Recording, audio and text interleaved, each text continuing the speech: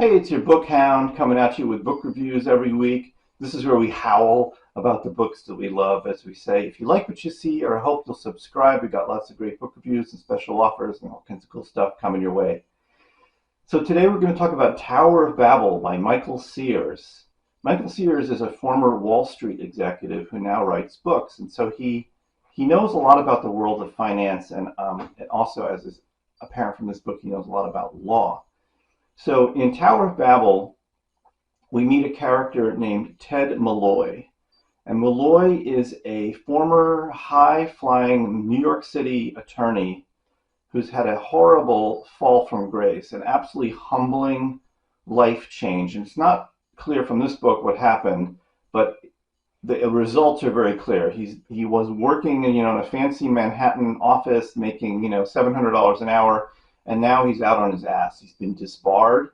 He can't practice law. He's living in Queens, which, if you know New York City, is kind of like the downscale borough of New York City, but it's where he grew up. But he's scraping by. He's figured out this kind of business for himself where he can find foreclosure deals where somebody is owed money, and he tracks them down and he gets them their money and he takes a cut. And this is a big come down in his life. However, and this is kind of where the book is I think shows some strength, is you get a sense that Molloy is trying to make peace with his life. He's trying to get on with his life, build something new out of the ashes of this tragic past, which is obviously he had something to do with it. He screwed up somehow, including getting divorced. Now, it's not really his fault that he got divorced, because it turns out that his ex-wife, was a lesbian, and she's married another woman. So you have, this is very like 2023 kind of story, my ex-wife's new wife kind of thing. His ex-wife's new wife is actually a partner at the law firm where he had been before he got kicked out. And they are going to run into each other again. And here's a not surprising thing. They don't like each other because Molloy is still friends with his ex-wife. They go to baseball games. They still talk on the phone, whatever. It's a thing. So this is the setting for this book. And in the beginning, Molloy works with this kind of low-life character named Rubiano, who's kind of like his assistant, but they just work on a transactional basis. And Rubiano's job is to go to the courthouse in Queens and look through all the foreclosure records and look for situations where somebody is owed money. Okay, that's what they do. So every day, like, they meet at this bar, and Rubiano's got some folders, check out this case, check out that case. And Rubiano comes in one day and says, "Boss, I found the big one. There's a woman, an elderly woman. She's owed $1 million. We got to go for it." And Molloy's like, "No, we don't do those. It's somehow the big money cases don't work." So Molloy says, "Forget it. I don't want to do it." Rubiano says, "I'm going to go for it myself." And Molloy says, "Okay, fine." Well, the next thing you know, Rubiano's dead.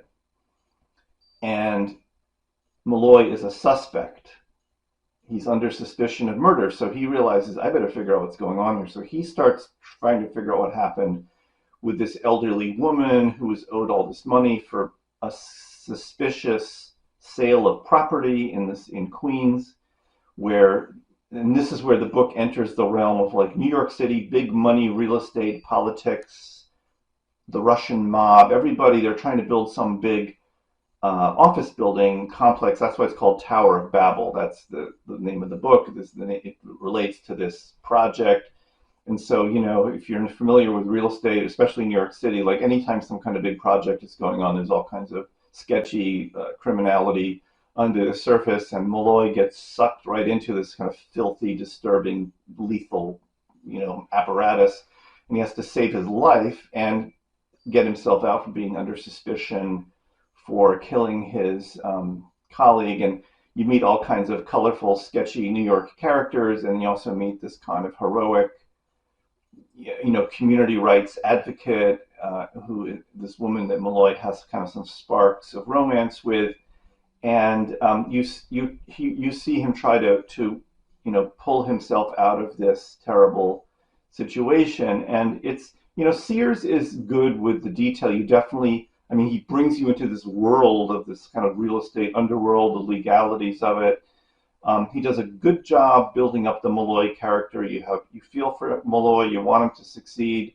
You get Molloy is a character who seems like he can be honest with himself, so that's a good, you get a feel for that.